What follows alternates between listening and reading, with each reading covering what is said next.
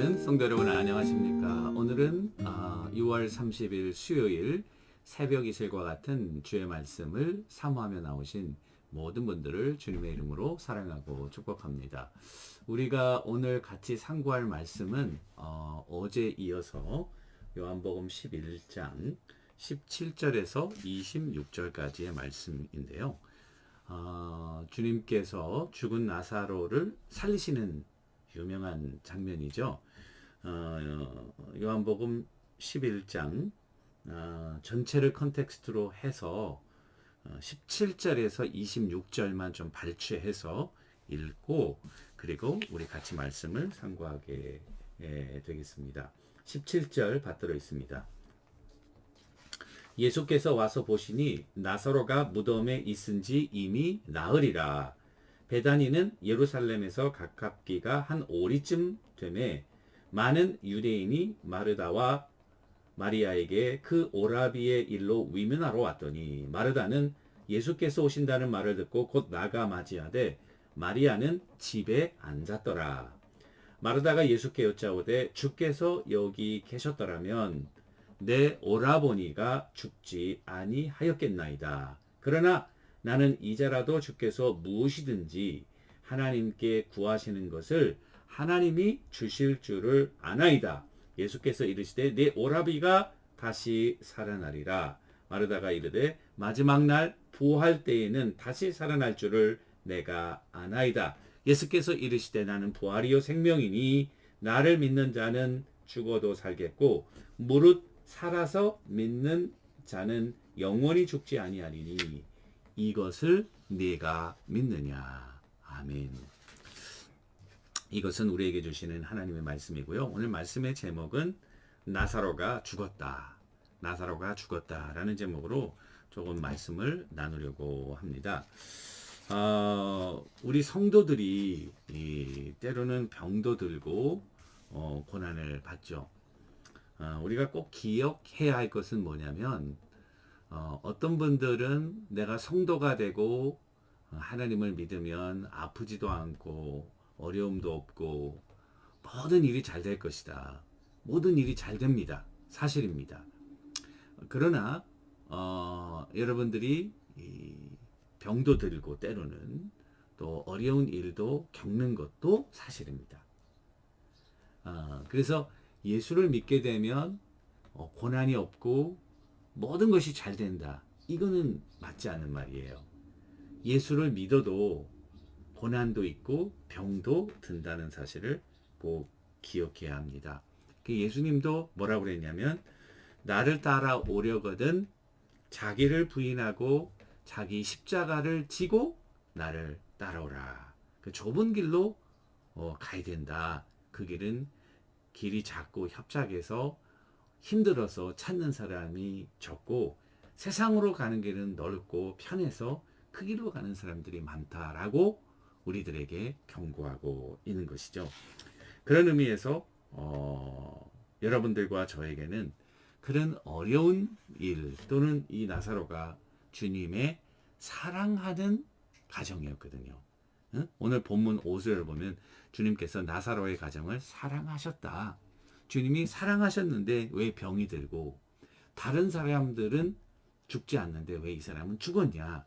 이런 질문을 하게 될 때에 우리는 이 고난에 대한 또 병에 대한 올바른 성경적 이해를 해야 하는 것이죠.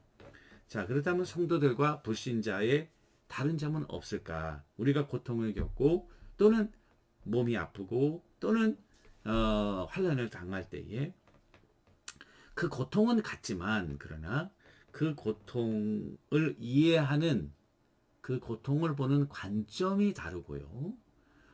그리고 그 고통을 극복하는 방법도 다르고요. 그리고 그 결과도 다른 것을 알 수 있습니다. 우리가 고통당할 때 불신자들의 반응은 야, 왜 하필 나냐? 내가 정말 세상 말로 하면 정말 재수가 없다. 뭐 이런 말씀들을 할지 모르겠는데요. 그러나 이 성도들의 고난과 이 병은 좀 다릅니다. Why me? 라고 하는 자기 중심적인 관점이 아니라 그 병을 통해서 why 하나님이, 예, why 나에게가 아니라 왜 하나님이, 이런 질문을 하게 되는 거죠. 그 말은 하나님의 뜻과 목적이 있다는 것이죠. 그럴 때에 우리가 생각하는 것은 하나님을 에게 초점을 맞추게 되면서 우리 마음 심령 속에 잠자고 있던 또는 아직 활동하지 않았던 믿음을 자극하게 되는 것이죠. 예. 여러분 우리가 예방주사 코로나로 그 백신을 다 맞지 않습니까? 백신이 평소에는 이 워킹을 하는지 안 하는지 모릅니다. 우리 몸속에 워킹할 필요가 없어요. 평소에는. 왜? 필요가 없으니까요. 그런데 코로나 바이러스가 들어오게 되면, 그죠? 들어오게 되면 그 코로나 바이러스가 스티뮬런트가 돼서 우리 속에 그 이뮨 시스템이 이제 스위치 온 되면서 이 항체가 만들어지고 그것의 디펜스 시스템을 만들게 되는 것이죠. 병이라든지 고난은 어떻게 보면은 그것이 하나의 병균이라고 하면 우리 마음의 믿음은 항체, 백신이 되어서 그 백신이 만들어지게 되는 역할을 하게 된다는 사실이죠. 그래서 이 고난이 어떻게 보면은 참 우리로 하여금 잠자고 있던 믿음을 일깨우는 그런 굉장히 중요한 역할을 하게 된다는 사실을 기억해야 하는 것입니다. 그 병이 없었다면, 그런 고난과 환란이 없었다면 아마 우리는 그 믿음을 사용할 필요가 없었을지도 모르는 그런 상황 가운데 하나님께서는 우리에게 믿음을 이렇게 자극해서 그 믿음을 활용하게 함으로 하나님의 더 큰 차원으로 비상하는 성령의 놀라운 은혜가 우리 성도들의 삶에 주어진다는 사실. 무엇을 통해서? 병이나 고통이나 환란을 통해서 말이죠. 종교개혁자인 존 칼빈, 우리 장로교의 5대 강령 중에 하나인 성도의 견인, 성도의 견인이 있지 않습니까? 그 견인을 어떻게 이해하냐면 하나님의 보호, 보전하심이란 우리 성도에게 환난과 고통이 없다는 것이 아니라 고통이 있지만 하나님의 성령이 우리 가운데 역사해서 잠자는 믿음을 일깨움으로 믿음이 자라서 강하게 되므로 그 환난과 고통을 능히 감당하고도 남도록 역사하신다는 것이다. 자, 그러니까 그 성도들의 고통과 환난은 여러분 우리 가운데 믿음이라고 하는 백신을 우리 마음속에서 자극해서 만들어지게 하고 그 믿음이 이 고난을 능히 감당할 수 있는 상태로 우리를 성장시킨다는 거예요. 그것이 성도의 견인이라는 거예요. 그러니까 우리는 너무 감사한 거죠. 그러니까 고통이 없는 것이 아니라 이 세상에 악도 많고 위험도 많고 많은 그런 위험 요소들이 있지만은 우리가 안전한 것은 이런 것들을 차단하는 것이 아니라 우리에게 주어지지만은 능히 극복할 수 있는 힘과 능력이 성령의 은혜 가운데 성도들에게 주어진다고 하는 것입니다.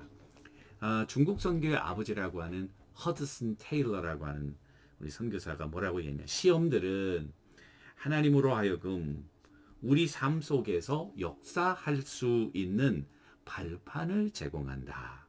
그것들이 없었다면 하나님이 얼마나 친절하시고 얼마나 강력하신지 얼마나 자비로우신지 알지 못하였을 것이다. Trial offer God a platform for His working in our lives. Without them, I would never know how kind, how powerful, how gracious He is. 이렇게 얘기를 하고 있습니다.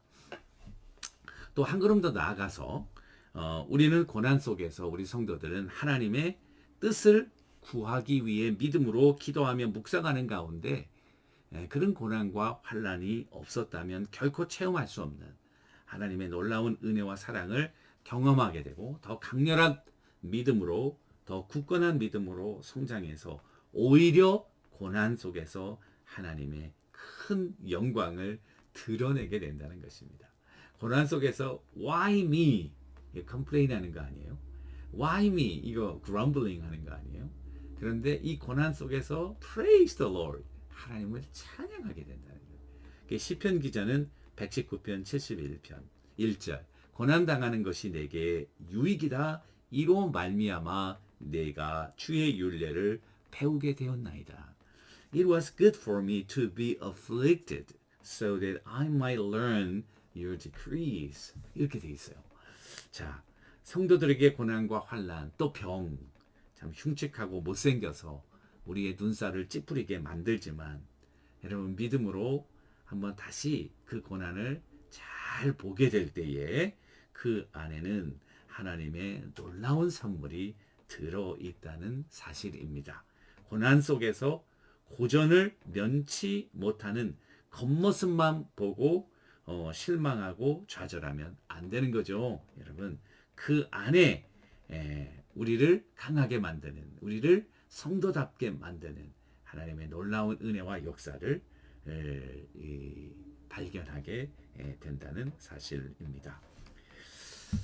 그러니까 이 병이라든지 또는 고난은 어떻게 보면은 우리를 전천후적인 신앙의 소유자로 만드는 하나님의 특수 훈련이다. 하나님의 특별 훈련이다. 저는 이렇게 해석합니다. 자, 이 고통과 환난과 병으로 고생할 때 우리가 생각하는 것은 언제 이 어려움을 하나님이 거두어 가실까? when이라고 하는 말이죠. 자, 이게 참 어려운 문제인데요. 이 when 하나님만이 아시죠. 자, 우리의 타이밍과 우리가 원하는 시간이 있을 거 아니에요. 그리고 하나님의 타임에 이 사이가 길면 길수록 우리는 어려워지는 것이죠. 욥도 그것이 참 길어지면서 많은 고난으로 하나님 앞에 기도하는 그런 모습을 우리들에게 보는 거죠. 자, 이 차이를 뭐로 채울까? 그것이 바로 인내입니다. 여러분, endurance 또는 perseverance 잘 참고 견뎌야 하는 것이죠. 하나님의 시간과 우리 시간의 차이는 인내로 채워야 되고 인내 우리 너무 힘들고 어렵죠, 여러분. 그러나 인내는 굉장히 중요한 몇 가지 펑션들이 그 안에 담겨져 있습니다. 첫 번째, 믿음의 불순물을 제거합니다. 이제 믿음이 이 고난이 자극한다 그랬잖아요. 근데 그 믿음이 아직 굉장히 러프해요. 파인하지가 않아요. 근데 인내는 그 믿음의 요소를 남겨두고 믿음을 둘러싸고 있는 불순물들을 제거하는 역할을 해요. 두 번째는 character building. 우리의 인격을 형성합니다. 구약에 보면 요셉이 17세에 팔려가서 이제 31세가 되어 애굽의 총리가 될 때까지 그의 인격이 성장하고 있거든요.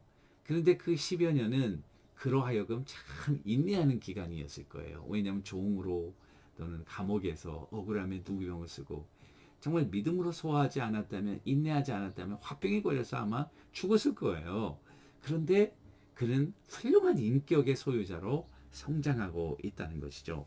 그리고 세 번째는 더 큰 믿음의 그릇으로 준비되고 훈련됨으로 그 안에 하나님의 큰 축복과 능력이 부어지게 되고 더 큰 하나님의 능력이 드러나는 그런 기간이었다는 것입니다. 인내하는 것은 시간 낭비하는 게 아니에요.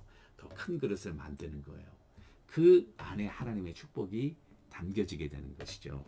그런 의미에서 여러분들과 내가 인내를 잘 견디고 배우면서 하나님의 사람으로 더 나아갈 수 있게 되기를 성장하게 되기를 바라는 것입니다.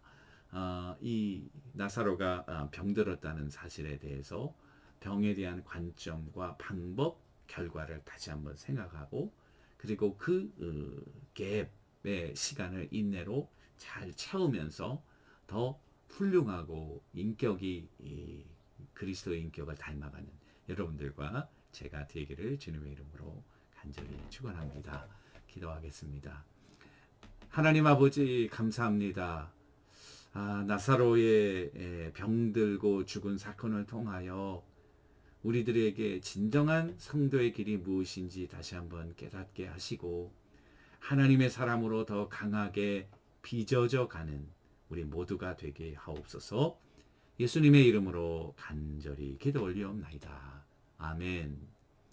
오늘도 주님과 동행하시는 여러분들과 제가 되기를 주님의 이름으로 축원합니다. 감사합니다.